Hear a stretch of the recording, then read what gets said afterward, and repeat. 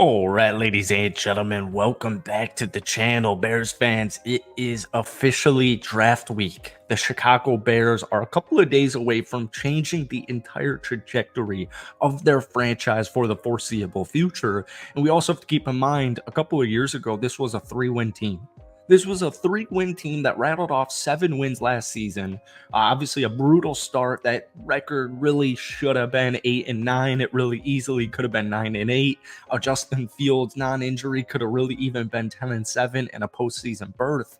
But either way, even before the Caleb Williams acquisition at pick number 1, and even before whoever they draft at 9, or if they decide to trade up for Marvin Harrison Jr., if they decide to trade back for an offensive lineman, the Chicago Bears have had the best offseason probably in the entire NFL. I mean, maybe outside of the Houston Texans, the Chicago Bears have genuinely had an A-plus offseason. You traded for a multi-year Pro Bowl guy in Keenan Allen, coming off a career season where he averaged like 100 receiving yards per game.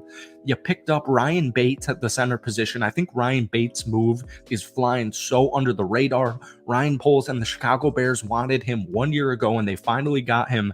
You picked up Kevin Byard III at the safety spot, which was very early on in free agency. I think that move also flew under the radar. They made a couple of moves. They lost some pieces. We're going to talk about the draft and the Chicago Bears offseason in today's video. But before we do, if you guys enjoy it, be sure to hit that like button, hit that sub button for daily Chicago Bears content.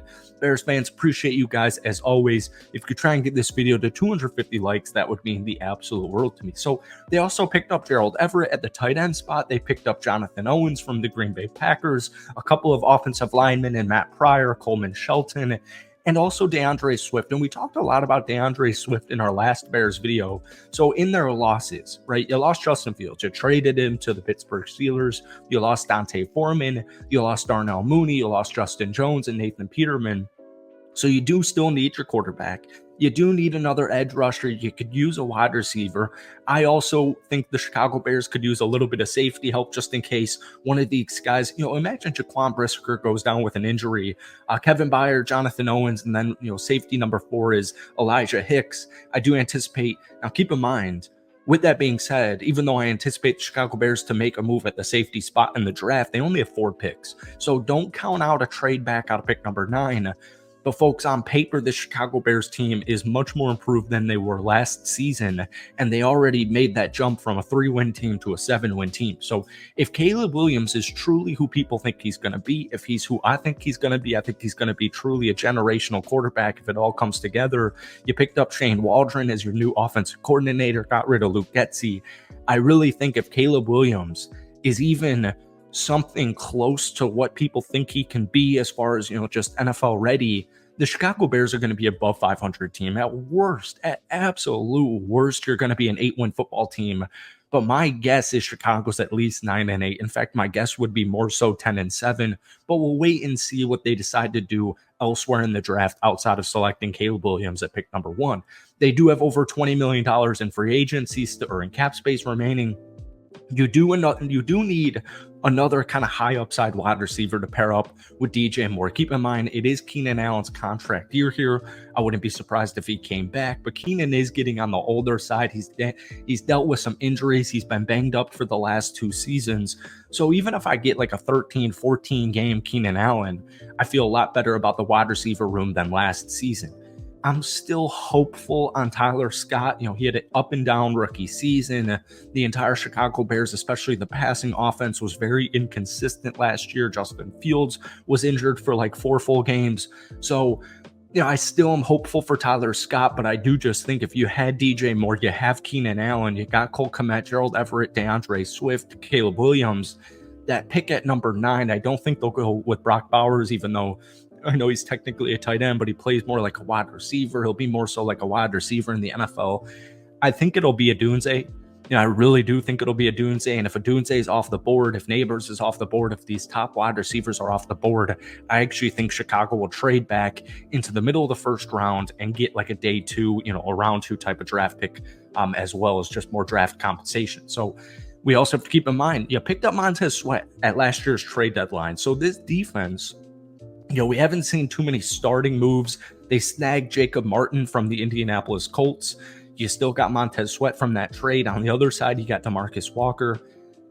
The thing comes down to, once again, you only have 4 draft picks, right? So I do think they'll take an edge at some point in the draft. Not sure which round it'll be. I don't think they'll be selecting a Dallas Turner at pick number 9. I don't think they'll take any edge rusher in the top 10 of this year's draft. But if you do trade back into the middle of the top 10, or sorry, in the middle of the first round, I wouldn't be surprised if they do decide to take a guy like Jared Verse in the middle of the first round. So one big move that Chicago also did is they locked up star cornerback Jalen Johnson. This offseason just genuinely has been such a big success. So the defensive back room is something on this channel I've been talking about for a very long time because I think it is so good. Folks, here's their defensive back room as it stands right now.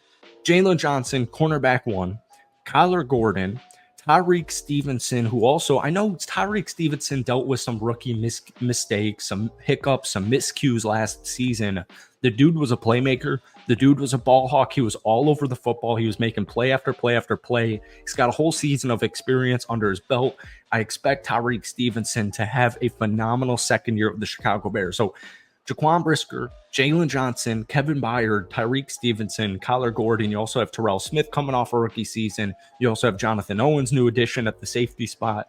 This secondary, this defensive back / safety room, I think will be top 10 at worst this upcoming season. And that's where, in my opinion, the edge rusher is not a make or break draft pick for the Chicago Bears, because I have this secondary.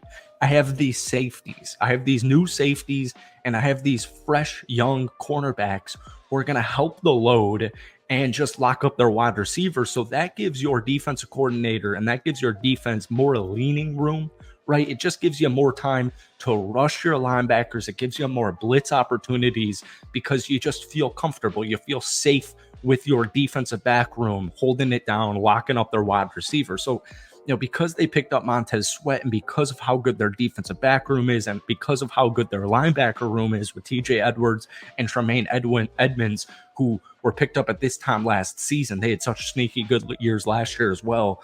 Also, keep in mind, the Chicago Bears were like a top 10 defensive unit once Eberflus officially took over the defensive coordinator spot.